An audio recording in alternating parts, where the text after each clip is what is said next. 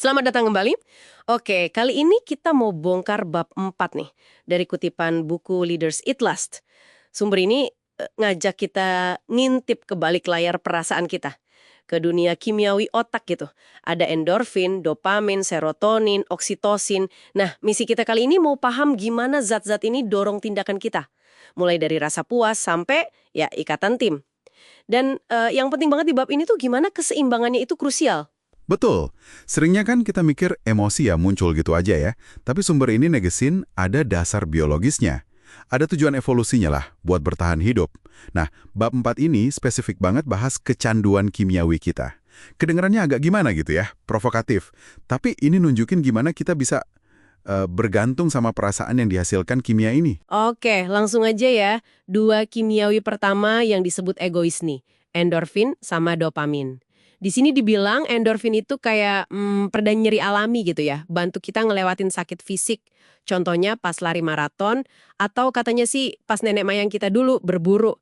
Ini berarti kita bisa kecanduan rasa nyaman setelah sakit itu gitu. Bisa dibilang gitu. Endorfin kan fungsinya nutupin rasa sakit ya, biar kita bisa terus gerak. Nah, sensasi lega setelahnya itu bisa bikin kita, menginginkannya lagi. Jadi ya, mendorong kita buat aktivitas fisik. Terus ada dopamin, nah ini nih yang, wah, menarik sekaligus agak bahaya. Ini tuh rasa puas pas kita capek sesuatu. Selesain tugas, nemu barang hilang, kayak kita nyentang daftar tugas gitu loh. Iya, iya. Sumber ini ngegambarin dopamin kayak penanda jarak di maraton ya kan.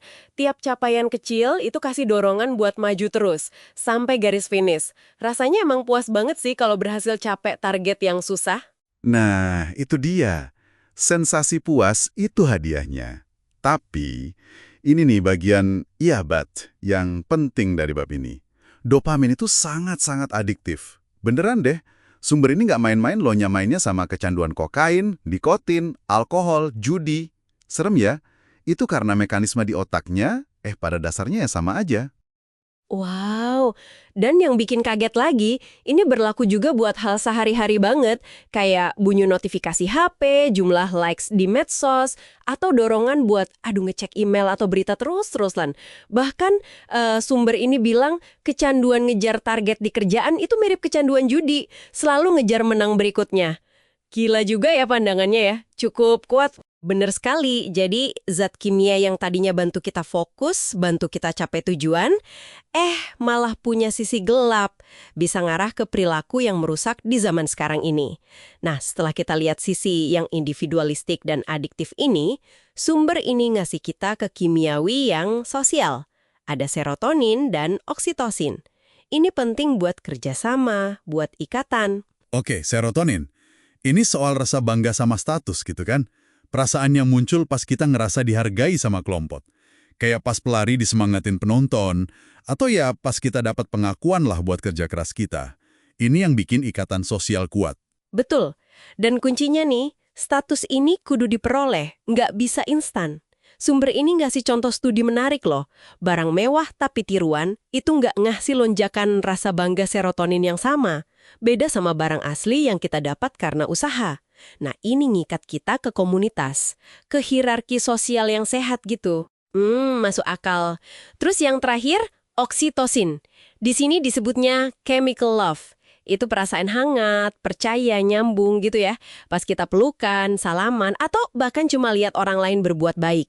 Ini yang bangun pondasi kepercayaan dalam tim, gitu. Persis. Oksitosin itu kayak lem sosialnya lah. Dilepasin lewat kontak fisik, kemurahan hati, dan ini nih, dia ciptain yang namanya lingkaran keamanan atau circle of safety, istilah di buku ini. Jadi, lingkungan di mana orang ngerasa aman secara psikologis. Bisa percaya satu sama lain, berani ambil risiko bareng-bareng. Oke, jadi relevansinya buat Anda nih pendengar, terutama di tempat kerja. Jadi jelas banget ya, kalau budaya kerja cuma ngejar target melulu, dopamin doang yang dipompa, tapi nggak ada pengakuan tulus, maksudnya serotoninnya kurang, atau rasa saling percaya, oksitosinnya nggak ada. Ya menurut sumber ini, kita sebenarnya lagi ngebangun tim yang nggak seimbang. Gampang stres, kurang inovatif, kita kayak nyabotase fondasi kerjasama itu sendiri dong. Intinya ya, itu, keseimbangan. Keempat kimiawi ini punya peran masing-masing.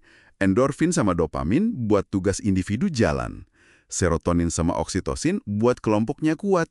Kalau terlalu fokus ke satu aspek, apalagi dopamin yang adiktif itu, ya pasti ngorbanin yang lain. Lingkaran keamanan itu ya runtuh kalau cuma angka yang dikejar terus. Kebahagiaan kita, dinamika sosial kita. Kalau kita paham ini, kita jadi punya alat buat ngerancang interaksi dan lingkungan yang lebih oke. Nah, dan ini bawa kita ke pertanyaan penutup nih buat Anda renungkan. Di tengah dunia yang sekarang ini penuh banget godaan dopamin instan ya, dari notifikasi sampai target kuartalan, gimana caranya Anda bisa secara sadar gitu ya, ngebangun ruang, entah di rumah atau di kerjaan, yang secara aktif juga numbuhin serotonin sama oksitosin. Gimana kita bisa nyimbangin dorongan buat capai target, sama kebutuhan akan hubungan yang dalam, rasa aman bareng-bareng. Sesuatu buat Anda pikirin lebih lanjut.